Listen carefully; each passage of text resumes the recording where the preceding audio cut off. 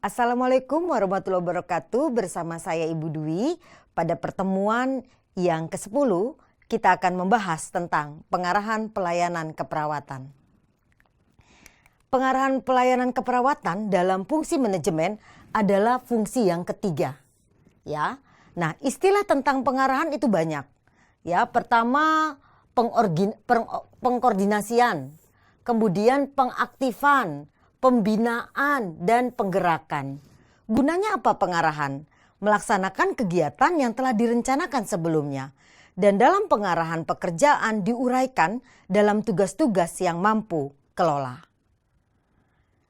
Upaya pengarahan yang pertama yang harus dilakukan adalah bagaimana menciptakan iklim motivasi. Tidak mungkin kita bisa berikan arahan baik kalau kita belum ciptakan dulu iklim komunikasi yang baik. Lalu yang kedua, bagaimana mengelola waktu secara efisien. Ketiga, mendemonstrasikan bagaimana keterampilan komunikasi yang efektif dan terapeutik. Nanti kita akan bahas sendiri tentang materi ketiga tentang komunikasi. Bagaimana perawat melakukan komunikasi efektif dan terapeutik.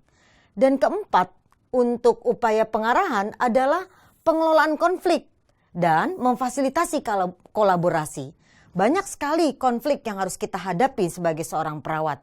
Konflik terhadap diri sendiri, konflik terhadap pasien dan keluarga, konflik kepada teman sejawat, konflik kepada atasan, dan kolaborasi kita lakukan juga antara PPA, profesional pemberi asuhan.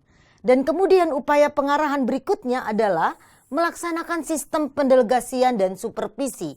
Ini penting. Sehingga kita tahu apakah benar staf kita melakukan sesuai dengan uraian tugasnya. Dan yang kemudian adalah negosiasi. Ini penting sebelum kita mengambil keputusan.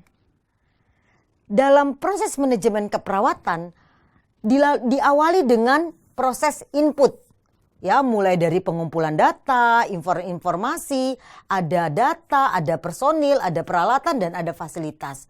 Lalu kemudian proses mulai diawali perencanaan.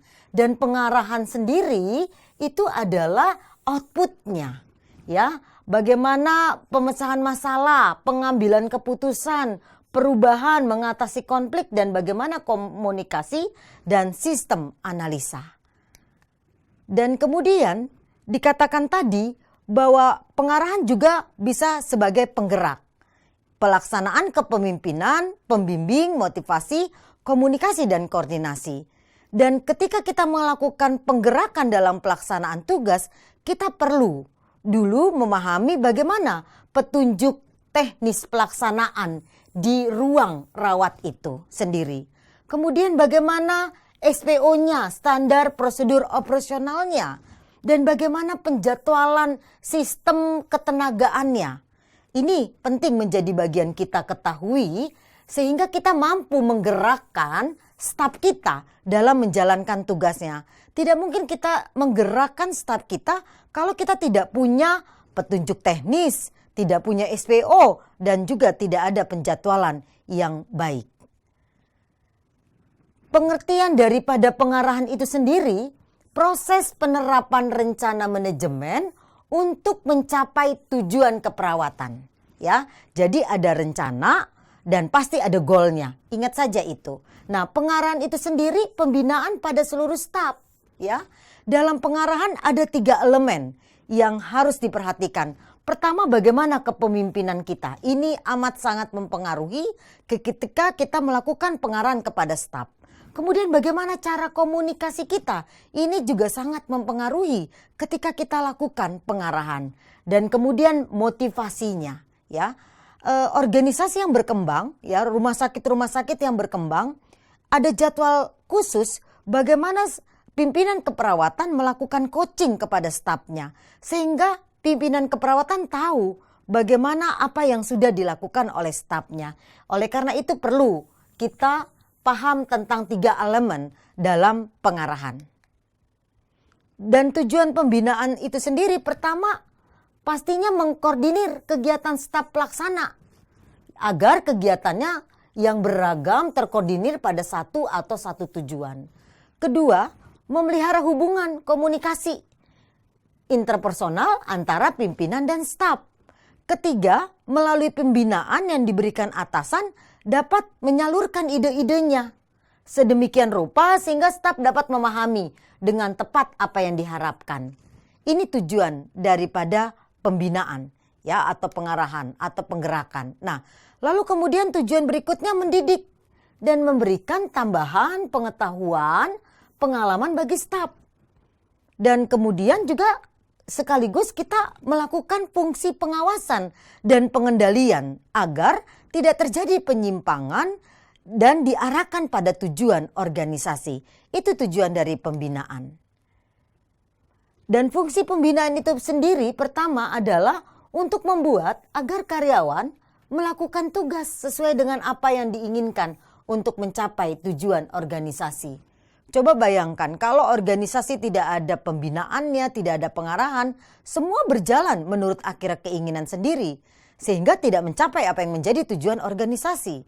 Padahal sudah ditetapkan ada tujuan organisasinya, ada tupoksinya, tugas fungsi pokoknya. Inilah penting peran fungsi pembinaan di sini kita lakukan.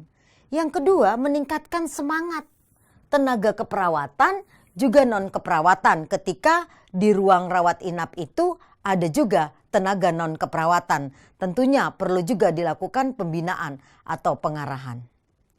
Dan kemudian fungsi berikutnya juga menurut Roland, gaya kepemimpinan seorang manajer akan menjadi faktor utama dalam menjalankan fungsi pembinaan.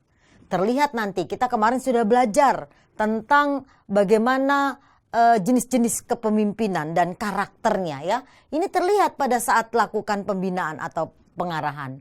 Dan menurut Roland juga fungsi ini melibatkan gaya, kualitas dan kewenangan seseorang pemimpin, termasuk aktivitas lainnya seperti komunikasi disiplin dan motivasi. Dan kemudian fungsi berikutnya adalah fungsi perencanaan dan pengorganisasian, lebih banyak menyangkut aspek-aspek abstrak ya. Kemudian juga abstrak manajemen, kegiatan pembinaan langsung menyangkut orang-orang yang terlibat dalam organisasi. Dan bisa juga dikatakan juga fungsi pembinaan itu sebagai leading ya. Istilah yang lebih tepat untuk fungsi pembinaan ya. Pemimpin adalah orang yang menghasilkan sesuatu ya untuk kegiatan orang lain untuk mencapai tujuan organisasi. Dan semua prinsip manajemen keperawatan termasuk pembinaan atau leading dapat diterapkan dalam pimpinan keperawatan pada semua level. Ya, khususnya di first line manager yang langsung berhubungan dan mewujudkan tujuan organisasi melalui asuhan keperawatan. Dan kemudian kegiatan yang terkait dengan fungsi pembinaan pertama adalah yang harus teman-teman saudara-saudara lakukan bagaimana kegiatan dengan menerapkan teori keperawatan. Ya, seringkali ketika kita sudah bekerja malas sekali untuk membaca, sehingga konsep-konsep teori-teori keperawatan itu sulit sekali diterapkan. Nah, ini salah satu fungsi pembinaan. Dan kedua adalah membuat dan menggunakan rencana strategis ya atau taktis dengan menerima masukan dari staf keperawatan untuk memudahkan perencanaan operasional. Dan kemudian memudahkan pencapaian visi misi tujuan, sasaran organisasi, dan memfasilitasi mempertahankan SDM. Juga fasilitas dan yang terakhir menjaga atau mempertahankan moral yang baik. Ini beberapa kegiatan bagaimana fungsi pembinaan itu dilakukan. Ya, kemudian juga memfasilitasi dan memberikan program pelatihan. Ini juga masuk dalam kegiatan pembinaan. Dengan pelatihan, kemudian kita minta feedback-nya bagaimana setelah dilatih, apakah ada pemahaman tambahan kamu dan apa yang mau kamu aplikasikan setelah kamu dilakukan pelatihan, itu di pembinaan kita bisa lakukan sehingga kompetensinya bisa dipertahankan. Kemudian juga menyediakan dan mempertahankan standar ya, baik itu regulasi-regulasi yang ada ya, kebijakan, prosedur, itu semua regulasi ya. Lalu kemudian mengkoordinasikan disiplin dan dalam semua aspek kegiatan dan memudahkan mempertahankan hubungan interpersonal. Ini kegiatan dalam fungsi pembinaan.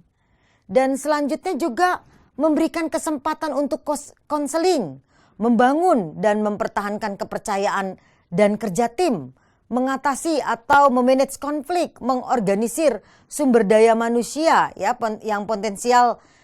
Kita tahu bahwa SDM itu merupakan aset yang termahal di organisasi, sehingga kita bisa mengkoordinir dengan baik.